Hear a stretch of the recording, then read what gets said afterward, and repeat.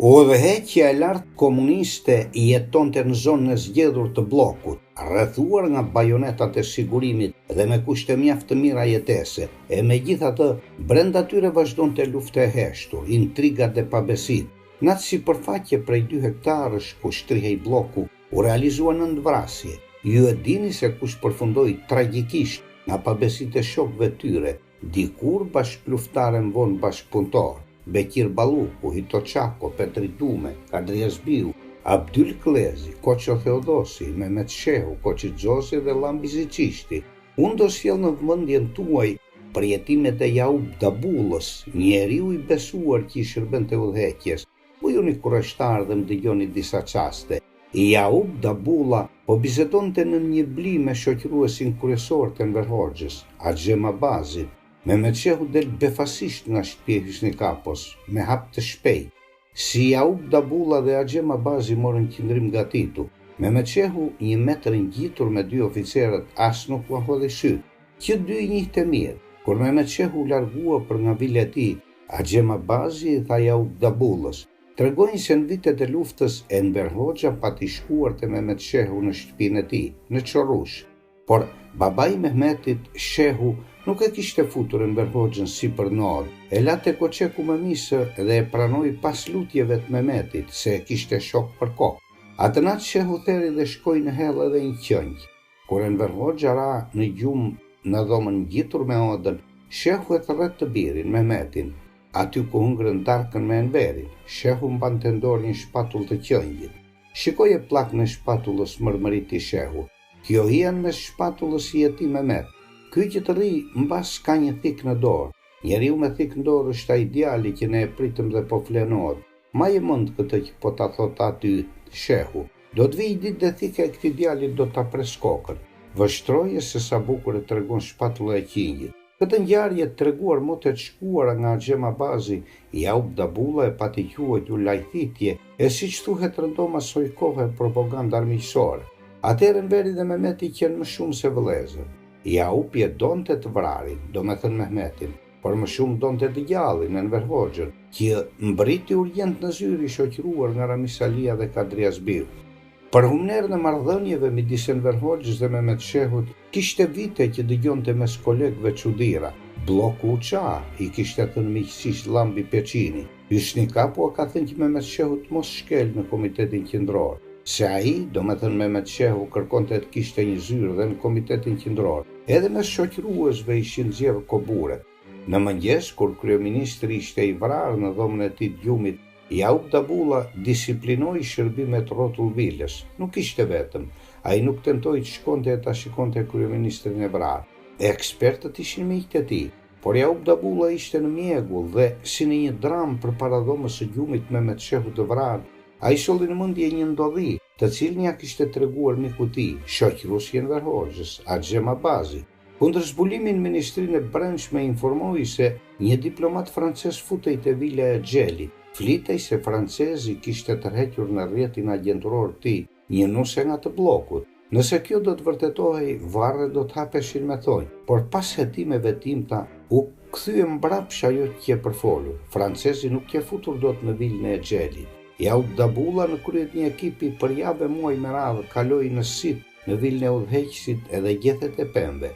Jaub Dabulla pa vetëm se si për herë nuse lalat dhe kunadhet të cilat lëviznin pa lejë, që nga bloku në lagje 10 korriku, por gjatë atij përgjimi sfilit sunjo me një mesele, të cilën e besoi kur e pa konkretisht. Nusja që përflitej se që tërhequr në rrjetin agjenturor francez, ajo torturonte një gardist në vendroje. Kur ajo dilte natën në balkon në dritën e neonit gjysmë lakurik, gardisti në vendroje fërkohej pas pemës së hilqjes, sa që të krijoi përshtypja se po frynte stuhi e madhe.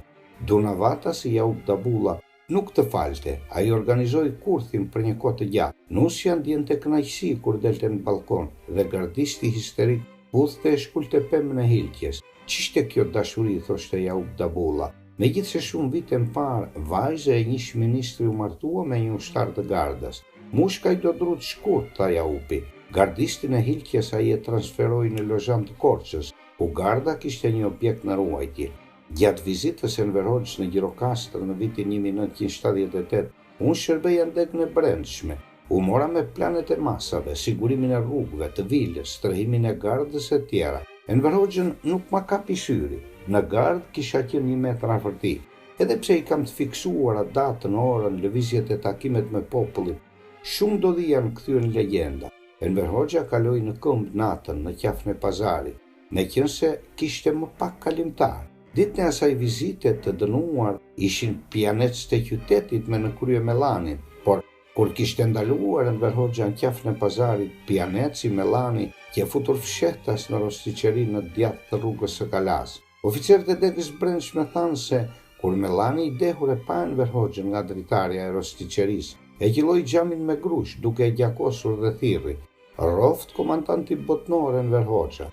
Enver Hoxha ka kthyer kokën. Jaub Dabulla, si më e gjatë në sigurimin e udhëheqjes, jetoi 2 kohë të çuditshme. Që një periudhë që e merrjen lulet ballit, po që se nxirrje sekrete nga shërbimet brenda Komitetit Qendror. U punonte Enver Hoxha. Në çdo derë kishte oficer drejtorisë 2.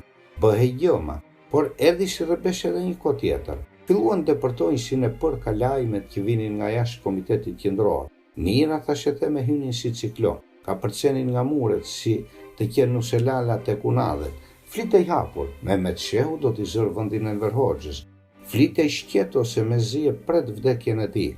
Enver Hoxha nuk takohej më me Mehmet Shehun, që janë harruar kafet dhe drekat.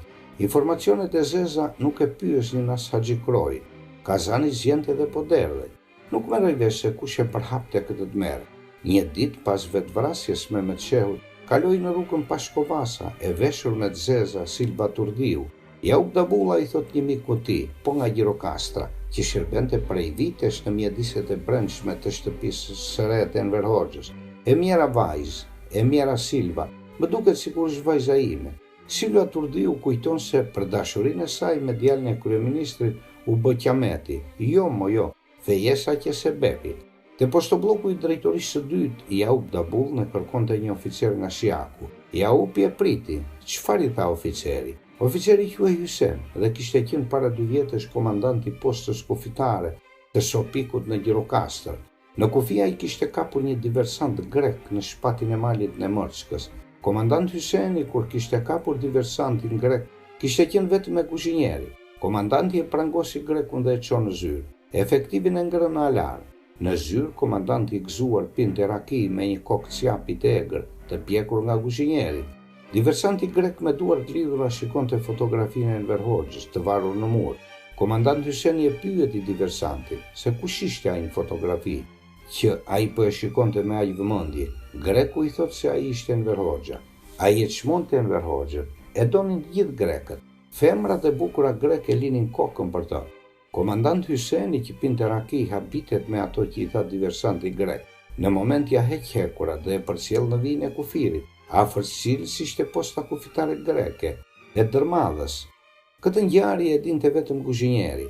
Të gjithë kufitarët ishin në bllokim të kufirit, por kuzhinjeri që ishte besnik i komandantit, që në të njëjtën kohë dhe bashkëpunëtori kundër zbulimit, ai e përcolli informacionin tek punëtori operativ.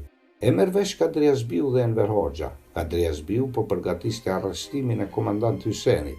Një mbasdite, Kadriazbiu në thret Enver Hoxha dhe e porosit që të mos e arrestonte oficerin e Sopikut në Gjirokastër, ta transferoni në thellësit vendi, dhe Kadriazbiu e transferon komandant Hysenin në Shiak.